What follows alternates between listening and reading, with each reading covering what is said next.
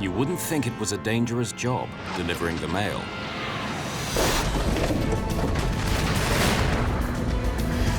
They have to try to land an airliner in a way no pilot has ever done before. We've lost all hydraulics. All the controls are dead. They've become passengers in their own plane, and somehow they have to land it. Off runway. Even at journey's end, the ordeal isn't over. Do not move! 3,000. We're not getting any oxygen. We have the terrain alarm. Even our Aero Peru 603. We are in an emergency.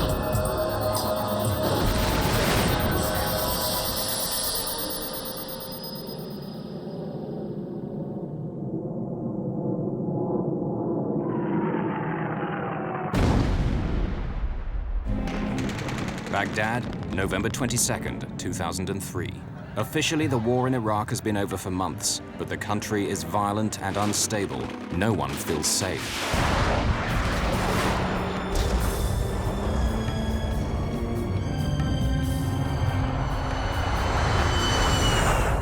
A civilian cargo plane has just taken off from the city's airport.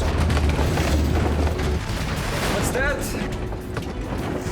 Within seconds, the crew lose control, unable to figure out what has happened to their aircraft. We've lost all hydraulics. They struggle to master 100 tons of wide-bodied jet. Their plane is on fire. Unless they can land soon, the wing will burn up. They'll crash and die. Steady. They're carrying too much speed. They're going so fast, they may not make the runway. No one has ever successfully done this before.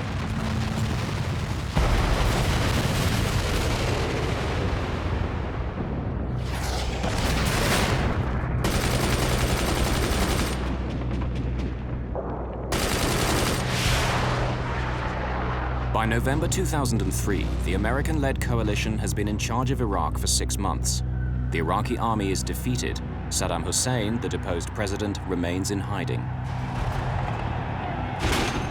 Ominously, the main threat is now from secret armed groups. They're targeting civilians, both Iraqi and foreign, in order to make the country unstable, perhaps even provoke a civil war. They have plundered Iraqi army stores for every infantry weapon there is, even surface-to-air missiles. Baghdad is a very dangerous place.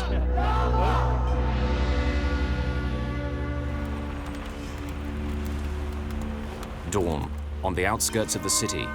Claudine Vernier-Pallier from the French weekly magazine Paris Match, with her photographer Jérôme, is going to a secret meeting with Iraqi. She's after the story that everyone wants. Who are they? What do they want? The previous day, she had met the leader in a hotel room. He called himself Abu Abdallah, but no one knew his real name. Evidently, this man was very, very determined to stop at nothing, to show the Americans that he wanted no more of them, at least not their military tactics.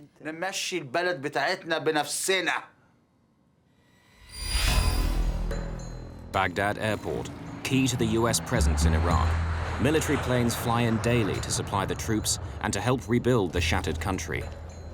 Because of the threat from Iraqi terrorists, the US has established a security zone around the airport, patrolled by Apache helicopters. On the tarmac today is one of the few civilian aircraft to use the airport, an Airbus A300, belonging to the courier firm DHL.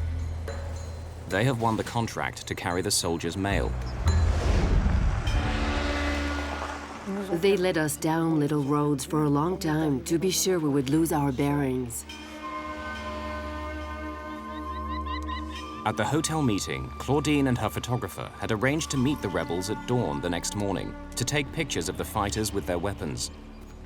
We arrived in a field where we met other vehicles, among them a pickup truck.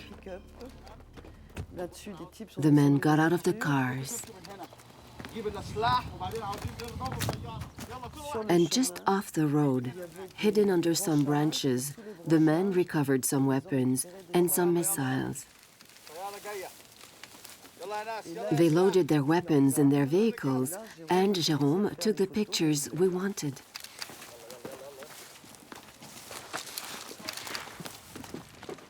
The journalists have got the story they came for, but Abu Abdallah is not finished with them yet.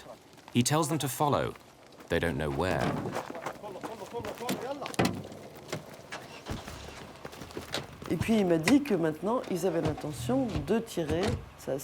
And he told me that a new phase in his resistance actions would be to shoot missiles at planes. A few kilometers away, the DHL plane is getting ready to depart. 2 flights a day shuttle post and packages in and out of the war zone. Baghdad Tower, Oscar Data Lima Lima, Airbus A300 cargo, airplane with information Sierra, request started. The Australian Air Force is providing the air traffic control in Baghdad. Oscar Delta Lima Lima, clear to start. Before start, checklist. Start 2. Captain Eric Janot is Belgian, 38 years old and single. He realized his dearest ambition a year ago when he qualified to captain the Airbus A300. M245.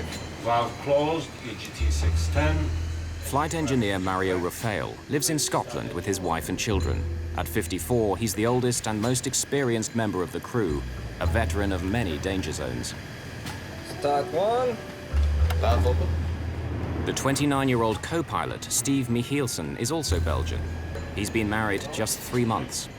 Cargo airlines are great places for young pilots to get the hours and experience they need to pilot commercial aircraft. 016 Kruger. DHL has been flying into Baghdad for 6 months. There's no danger money for crew. The airport is an oasis of calm in the middle of a chaotic war zone. Nevertheless, they're aware of what's going on around them. When we were crossing already the border from Kuwait to Iraq, the ambience in the cockpit already changed. You have a kind of stress, at least for me. The journalists have been taken to another location by the... By now, they're beginning to get uneasy. They'd like to leave, but they have no idea where they are, and they feel that a dangerous situation will develop if they attempt to go. So, what's going on here? ماذا يحدث هنا؟ عندنا النهارده عندنا مشكور ركي هتشوفي. We're going to do special operations today. هتشوفي. You'll see. I'll show you. يا راجل فينك يا راجل؟ بص يا ستي. دي حبيبتنا هنا دي اسمها السام السبعة. This is SAM 7. We have them from the old Iraqi army. We have approximately 28. We got them from 2 different Iraqi army depots. We have already fired about 25, and we only have 3 left. They are heat-seeking missiles, equipped with homing devices which detect infrared emissions from a plane's engines. This SAM 14, better than SAM 7. We don't have so many. I think we should use this one today. It was very good before. Before? في الماضي, لا يعني قبل كده النهارده. we shot down a plane in Nasiriyah, and my fighters recorded 177 dead. And we shot down another plane with Americans on, and we killed 70 men. But no one had ever heard about this. I didn't believe a word of it. From all over Baghdad, you could have seen it. So, I thought the guy was making it up. Bluffé. So, what are you going to do with this one today? فكرك ايه اذا احنا نضرب طيارة تانية. What do you think? We're going to shoot down a plane. هنوري لك يا مدام هنوري لك. I'll show you. The journalists are getting worried. What if he's not bluffing after all? This is not the story they came for.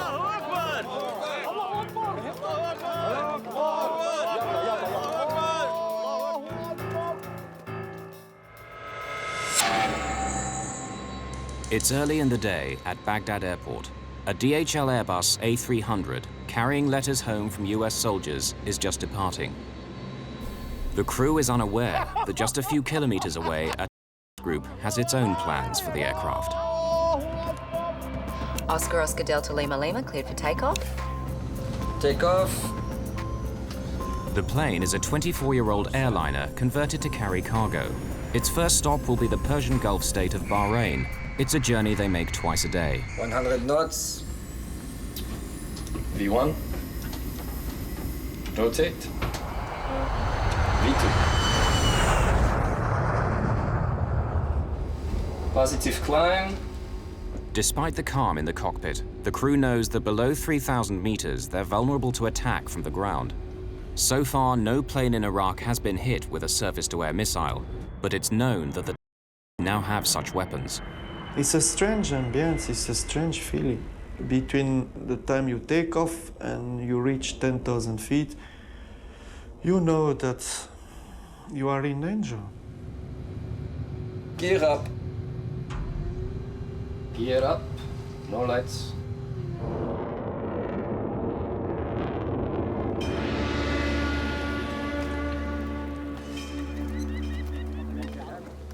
Meanwhile, the leader, Abu Abdallah, appears to have chosen his spot. He asked us to park our cars pointing outwards so that everybody could leave in a different direction. That's when I should have realized that the bluffing was over.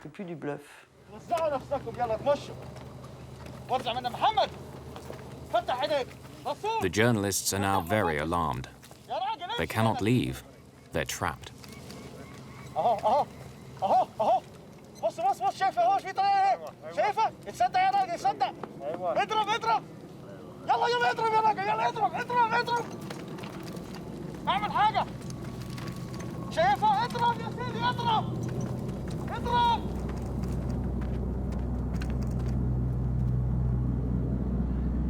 This is video shot by the themselves. They'll deliver it to the media in Baghdad the next day.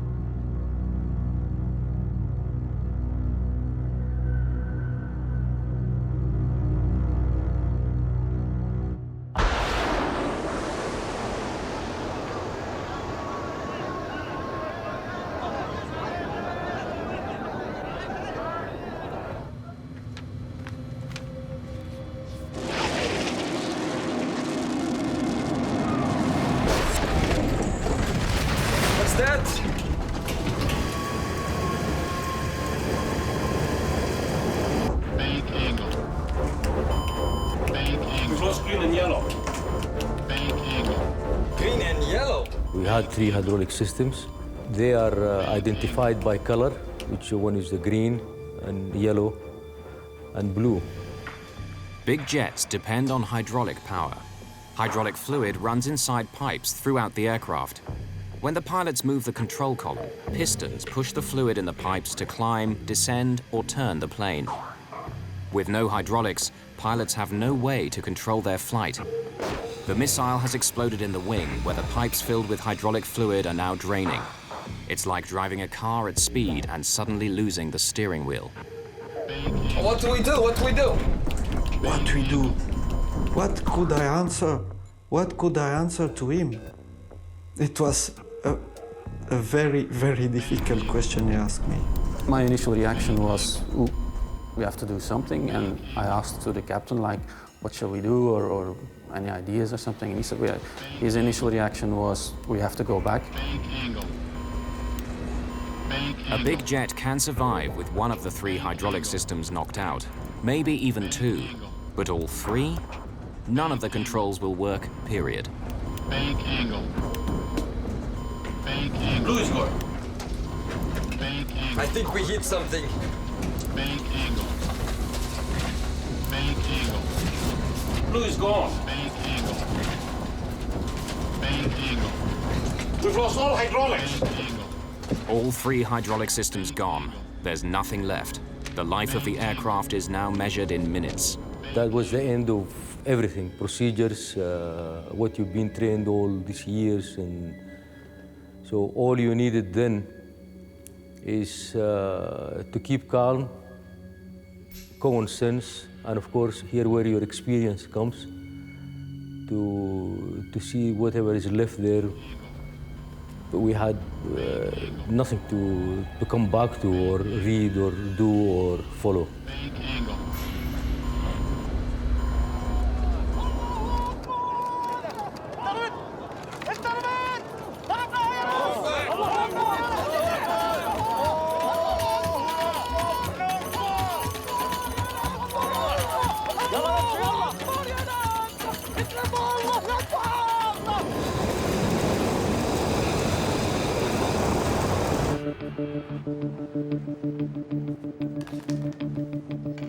That DHL is in trouble.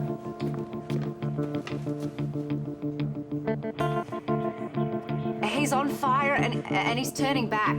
Scramble the fire engines, have medevac on standby. The control columns have become useless. Without the crucial hydraulic system, there's no way of moving the controls. When you have this kind of emergency, the 3 needle showing 0, and the flight engineer saying you all hydraulic gone, you are terrified as well. It was fear. We had no control of the aircraft, of course, initially. The aircraft continued to climb at that time until about 12,000 feet. The plane has started to behave strangely. It climbs to nearly 3,800 meters, then suddenly starts to dive of its own accord. Sink rate. Then it climbs again. Sink rate. Sink rate. It will not fly. Sink rate. Back. Sink rate. This cycle repeats itself over and over again, like a mad roller coaster ride.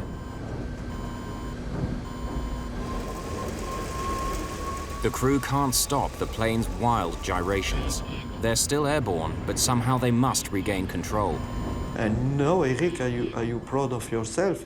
You look in which mess you are. You know it was dangerous to come here. And what you will do now to get out of here. I play with controls. Reduce thrust. By moving the throttles to and fro, perhaps they can flatten out the huge dives and climbs. It's all they can think of. And then I decide to take the challenge. We have to come back. There is no training to fly a plane in this condition.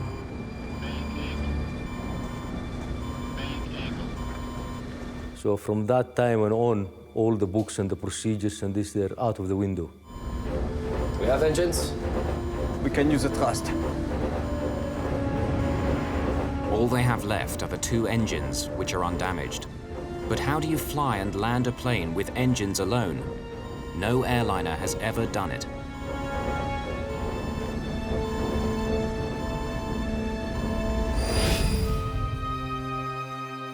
Certainly not this one. In August 1985, a Japan Airlines Boeing 747 had suffered a catastrophe minutes after leaving Tokyo.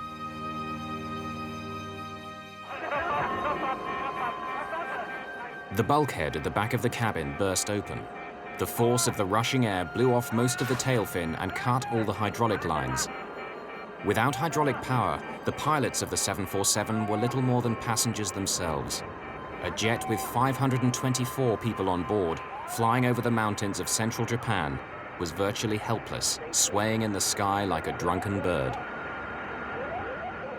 It really could be considered a miracle that the pilots were able to keep the airplane flying for 30 minutes or more after having lost all the hydraulics in their flight controls. But it kept circling and eventually worked its way into the mountains, and it became impossible for them to land. There was no real alternative for them at all, except to fly as long as they could and hope for some miracle, which never occurred.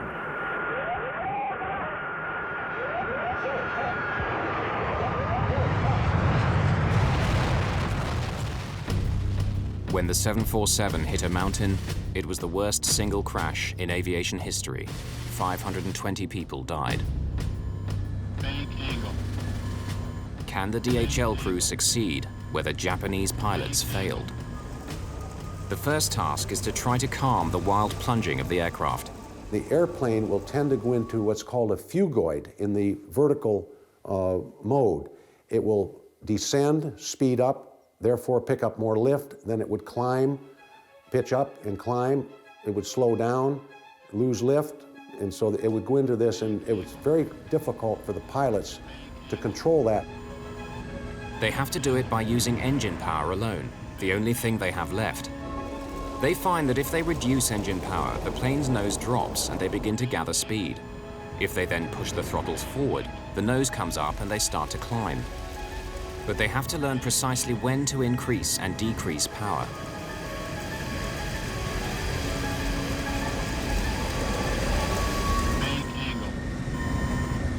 Bank angle. And there's another complication. The damage to the left wing is creating drag on that side and pulling them round the left in a wide circle. One of the most difficult things to master, to keep the pitch attitude in a normal way, was already difficult enough. And now on top of this, we had to use asymmetrical thrust because the airplane was banking to the left all the time. There was a part of the left wing which was gone. Bank, bank! So they not only have to move the throttles back and forth to flatten out the plane's roller coaster motion, but also try to apply more power to the left engine to compensate for the damaged wing, which is causing it to lose lift. After several minutes of violent pitching up and down, the crew managed to flatten out the flight path. Even after we've learned how to fly it using the throttles, we still went through, I would say 3 to 4 times, we went through almost uncontrollable condition, you know, couldn't control the aeroplane, like very steep dives and banks. By now, the crew realize that they've been hit by a missile somewhere on the left wing. Their Airbus has become the first civilian aircraft casualty of the war. I knew we were on fire, that I knew it. So my intention was to come back and land the aircraft. And also, we were afraid, I was afraid to be shot a second time.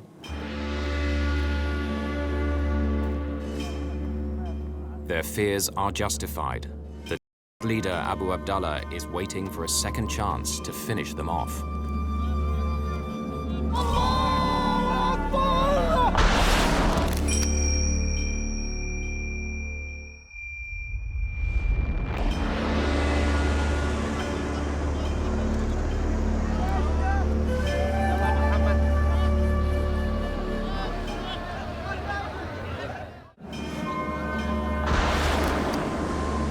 Iraqi have fired a missile at a civilian plane near Baghdad airport.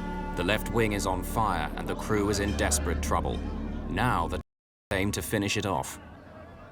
They launched a second missile that missed the plane this time. And then he told everyone, "Let's go." And we all left quickly.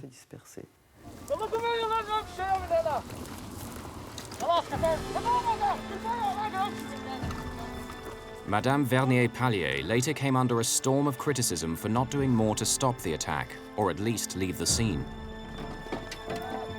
I think that any journalist in the situation we were in would have reacted exactly as we did.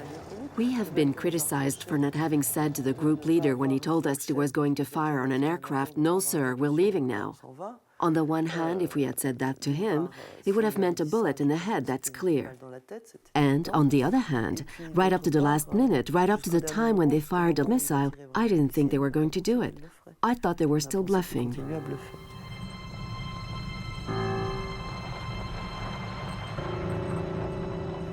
While we were trying to find our way back with our chauffeur, we saw that the plane, its left wing was on fire. It was now turning like this.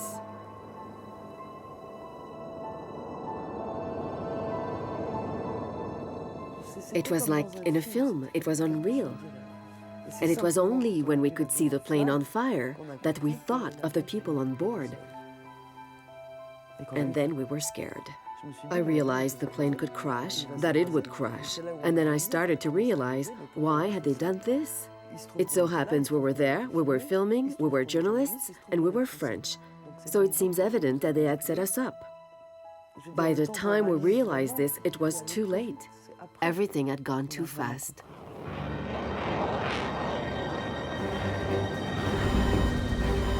The crew knows nothing of the second missile. Jelly 2-1. Hey, Gramps, did you guys say there's an aircraft on fire?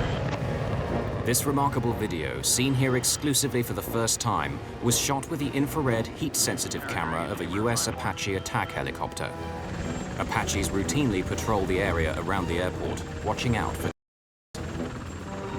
Take time at 5-4, town. Roger, 5-4 is observing the aircraft inbound under our sighting system. He's got, appears to be a fire on his far left engine. The intense heat of the fire on the Airbus shows up as a blur on the helicopter's heat-sensitive camera. That's Lima Lima, town. Because we have a bit of problems controlling the aircraft. There was a helicopter flying, and he could see that the fire was not from the engine, but it was from the left wing. So it gave Mario the opportunity to ask the tower again if they could still see some flames or smoke coming from the airplane. Could you confirm if there's smoke coming from the aircraft or fire or anything like that? Tower Dragon Timber 5-4. You can still see smoke and flame coming from the left tip of the left wing. Okay, left wing tip, fire and smoke, huh? That's affirmative. Thank you. We were on a heading towards the airport. We could see the airport. Lower the gear. Can I take control? No, I have control. I have control. Lower the gear. With no hydraulic power, Mario has to crank open the landing gear doors and let the wheels drop down by gravity alone.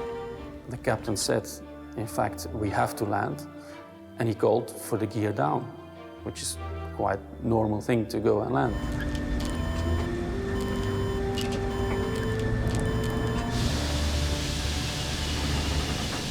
But it has an unintended effect.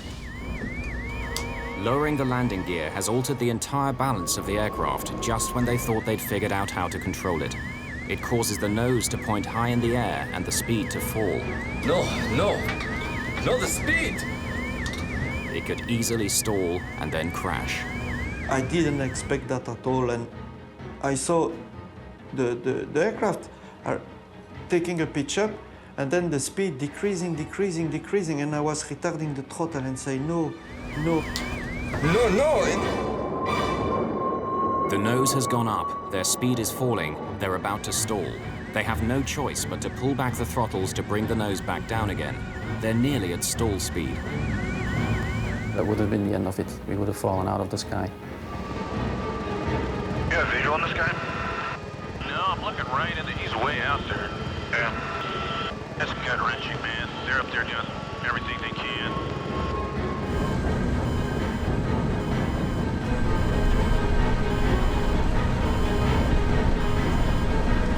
I was afraid that maybe one wing we stole, and this time it's finished.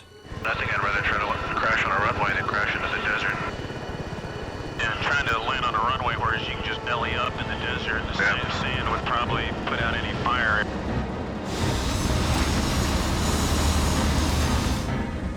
Cautiously, they managed to coax a bit more speed from the engines. Lowering the gear brought them to the brink of disaster, but now the plane is easier to control. The airplane miraculously became more stable afterwards. That's one of the first factors which proves how lucky we were that day.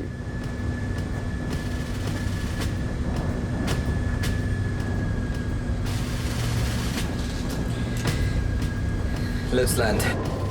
Tower Delta Lima Lima. Oscar Delta Lima Lima, Baghdad Tower. Can you make approach now? Runway is clear for landing. The Apache helicopter has been joined by others who are powerless to do anything but provide information to the stricken DHL plane. It looks like it might be too high again. I'm still looking up at the flare. Come on, buddies. You could hear other aeroplanes talking at the same time. Oh, crap. And that on its own it was a bit difficult. Oscar Delta Lima Lima. Could you please clear 33 left for us as well, because I think we don't have flight controls as well. Oscar Delta Lima Lima, runway 33 left is available as well if you need to land there. Okay, keep both runways open for us. No more talking, bye.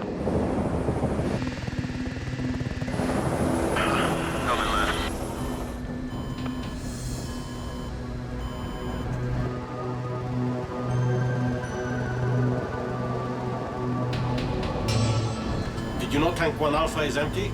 Fuel has been steadily streaming out of the tanks in the left wing. Now one of them is empty. Back. Bank angle. Yes, got it. Bank angle. He's down. Left wing coming up. Against all the odds, they've made it back to the airport. An incredible feat of flying. They begin making preparations to land. Which runway? We use 33 right, I think. Lima Lima. Oscar Lima Lima, go ahead. Could you please declare full emergency? Yes, we need the fire brigade because our landing gears might collapse as well. Oscar Lima Lima, all available assistance is available on the field. Everyone is on full alert. Okay, thank you very much, and no more calls. That guy's got him. He's pretty stressed. Rightfully so. But on the brink of success, it begins to unravel. At that time, I realized that we were a little bit too high to come in and land in the situation we were. That's what I thought as well. We're too high and too near. We must land. We are too close. We need a land final. I mean, Steve brought a very important point here, and I think it was really a saver. Steve is giving his captain news he doesn't want to hear. He can't land. They're too high and too close. If they attempt a steep descent, they'll bury it in the runway. Eric Janot will have to turn around, fly away from the airport for 37 kilometers, turn again, and come back on a long final approach, slowly descending. If we haven't done this 20 miles, we would have been circling there forever until we dropped to the sky or the wing. You can't make it, it's impossible. Keep the speed up, keep the speed up. I try, I will do the best I can. And then I realized they were right. We have to go on long final. But for the last 13 minutes, the wing has been on fire. Do they have enough time? 20 miles final. Okay. He looks like he's still pretty high. You got that sight now? He's still got a long way to go, though. Yeah. It looks like he's turning like an extremely extended final. Yeah. And I don't think I can make it in.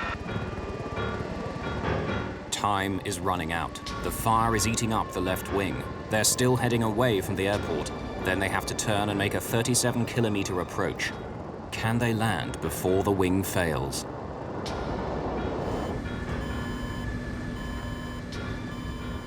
If, for argument's sake, we stayed another 15 minutes in the air with that fire still burning, and maybe that tip of the wing would have broken off, and again, the results would have been disastrous. Two main structural spars give the wing its strength. The missile has made a 5-meter-long crack in the rear spar. Too much stress, and it will snap like a twig. There's another danger. Fuel is streaming out of the punctured tanks in the left wing. If the tanks run dry, an engine will stop and they'll crash. We were controlling the bank and the pitch of the aeroplane using the two engines. So if we had lost one engine, then we couldn't do anything with the other engine. So the end result would have been disastrous. Despite the fire, the crew's confidence is growing.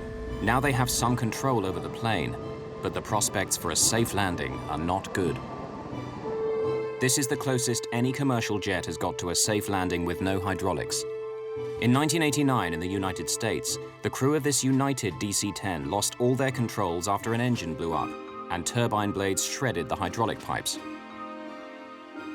The pilots managed to regain some control, moving the throttles backwards and forwards like the DHL crew. There were 296 people on board.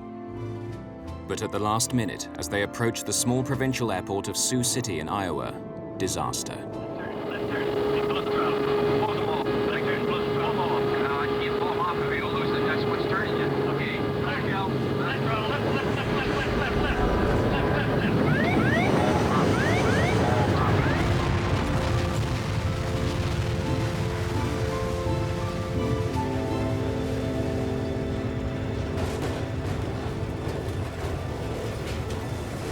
Of the 296 people on board, 111 died. So within 4 years, 2 major airliners had crashed because a loss of hydraulics had crippled the planes, killing 631 people. In its investigation report on the Sioux City disaster, the US National Transportation Safety Board asked for urgent research to find ways of controlling big jets that had lost their hydraulics. But over Baghdad, 14 years later, the DHL crew only have their wits to help them as they try to land. I remember the story of the DC-10 of Sioux City, that it has been done before. The only control we still have on the aircraft in the cockpit was the engine. Nothing else.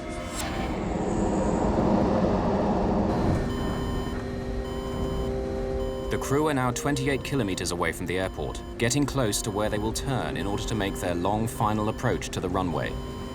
15.2.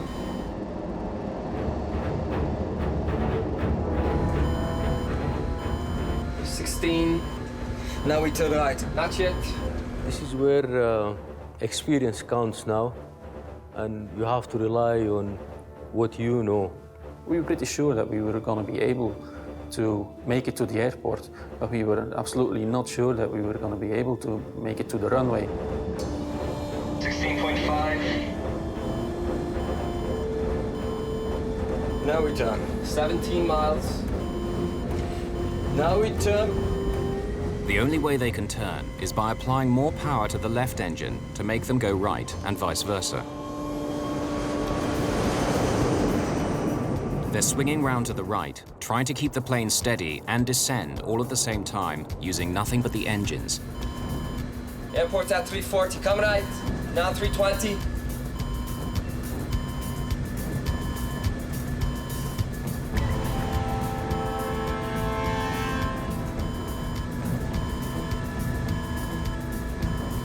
Speed? 10 knots and stable, keep speed up. Yes, yes. 4,000 feet. 3,500 feet. 3,200 feet. You turn on the heading. Against all their instincts, they'll have to keep the speed up on landing or the nose will drop and they'll crash. They should be landing at around 300 kilometers per hour, but they're coming in 100 kilometers per hour faster. No one knows if the landing gear will take the strain.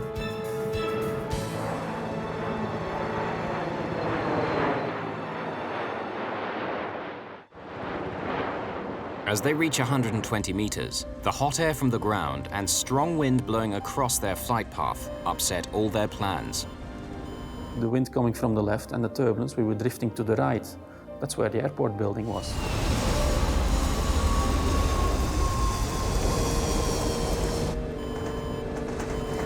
It's bumpy. As the plane approaches the runway, the nose is pointing dangerously low and the left wing is dropping. Sink rate. Come on, buddy. They're carrying too much speed. They could overrun the runway.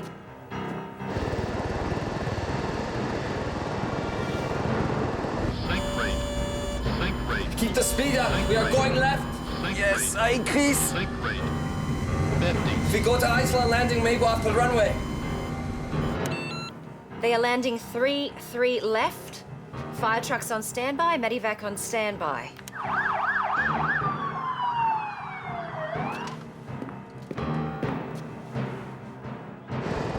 I don't think it's gonna be too wide now. Terrain. Steady. Terrain. 40. Steady. Terrain. You are approaching the end of your life. You realize it. Terrain. Full. Terrain. Come on, buddy. 30. Back. Terrain. Okay. Full. Terrain. 20.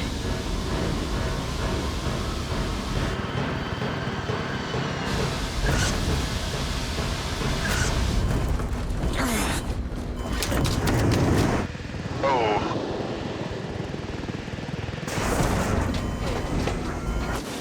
It looks like one of his gear collapsed. Yeah, it did. Off runway.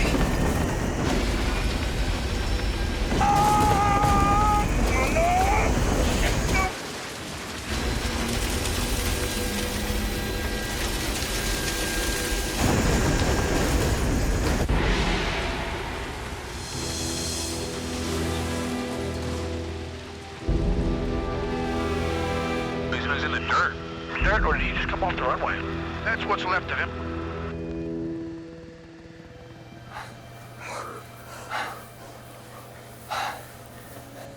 The DHL Airbus has managed to land through an incredible feat of flying. But their troubles are not over. Nice landing, wow. Confirm, evacuate. Evacuate. Evacuation. Both. I handle.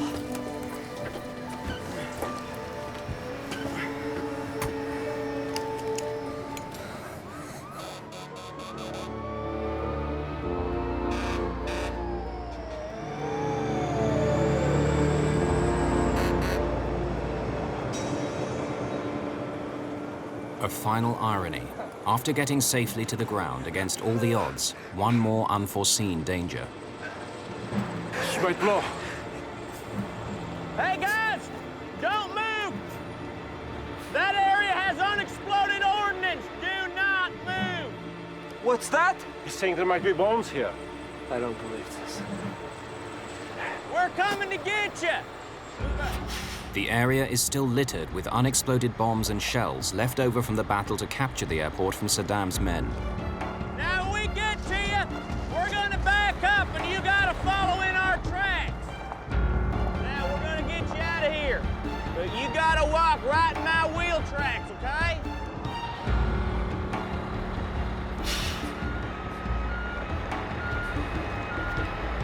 Keep coming. Keep coming, it's not much further now.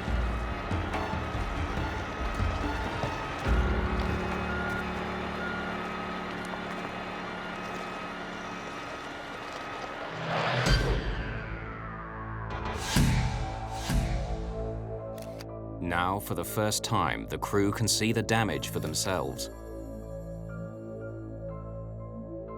They've survived the unsurvivable. No crew has ever successfully landed such a badly damaged airliner. They had to learn and practice a whole new flying technique. But the remarkable thing is, had they known it, the technology had already been invented to save any pilot in this desperate situation.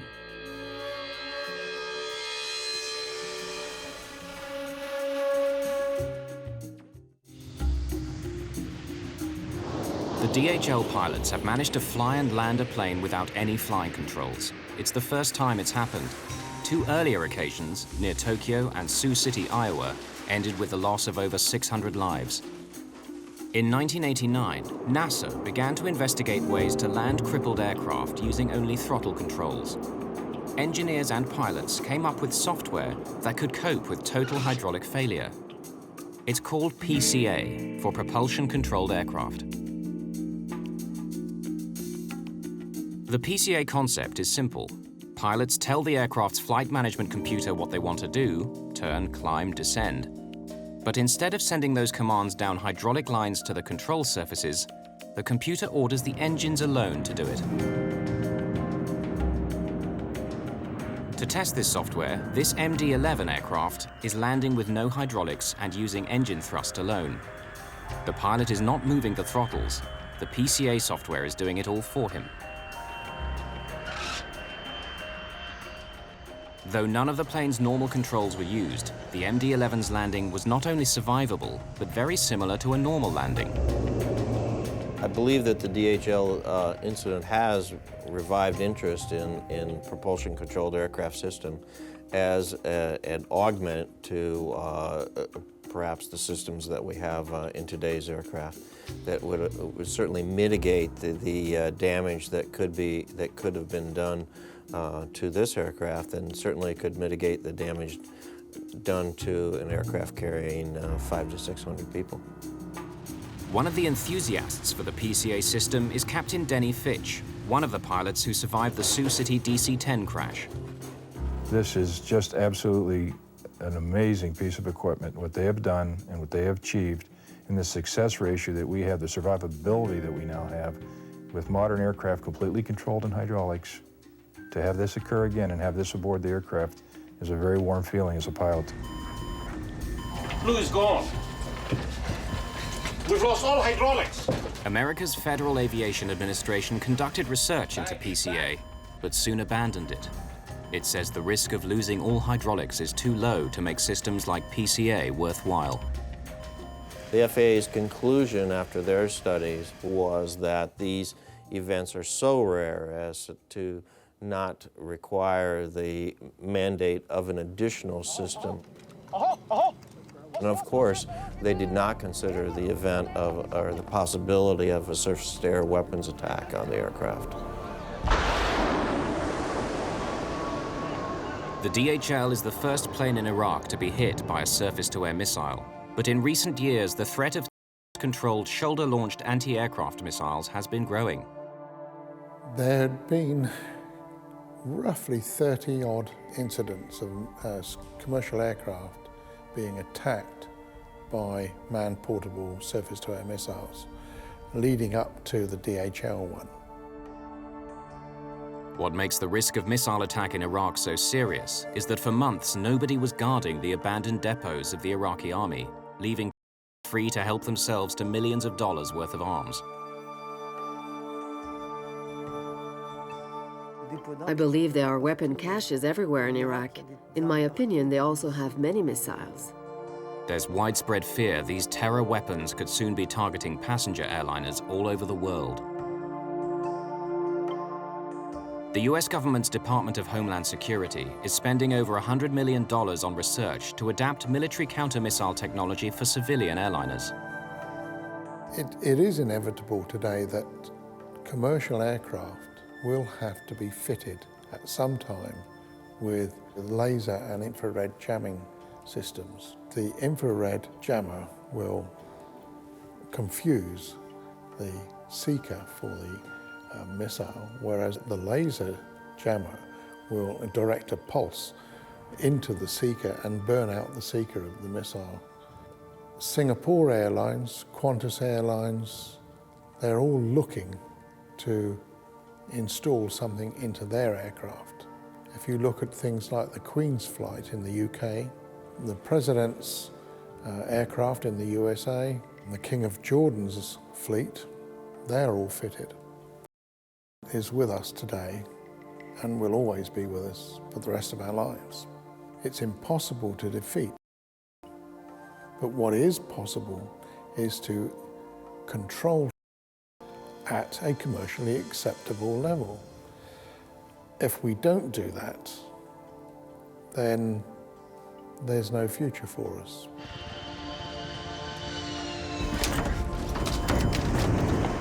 But miraculously, without any of this equipment, the DHL crew had brought their plane to a successful landing. It's the only confirmed occasion in history when a missile has exploded on a large civilian airliner, which has then landed without crashing.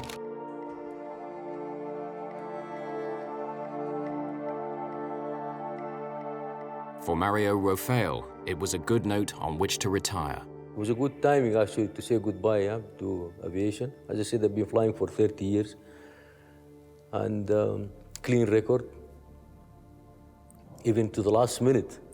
We were lucky, but also we worked. We fight to survive. I learned some things about life, maybe, but I don't think it makes me a better pilot. The 3 DHL crew have received some of the highest awards that the civilian aviation community has to offer in recognition of an unprecedented achievement. Teamwork was absolutely the key factor of bringing the airplane back to the ground with all 3 people alive. On December the 30th, 2003, 5 weeks after the missile struck the DHL airliner, US General Mark Kimmett gives his daily press briefing in Baghdad. Of note, on Saturday, Sarhid Sarhid, a former Directorate of Military Intelligence officer suspected of leading a large anti-coalition group in the region and suspected of the downing of the DHL jetliner, died at a coalition medical facility from wounds received in a targeted raid on his complex. The Americans believed they had killed the leader of the group that fired the missiles at the DHL. Claudine Vernier-Pallier is not so sure. So I thought he was dead. I tried to verify this later. He wasn't dead, and it wasn't him they got. And my photographer returned to Iraq and saw this person again. He was still alive. Et qui était donc toujours vivant.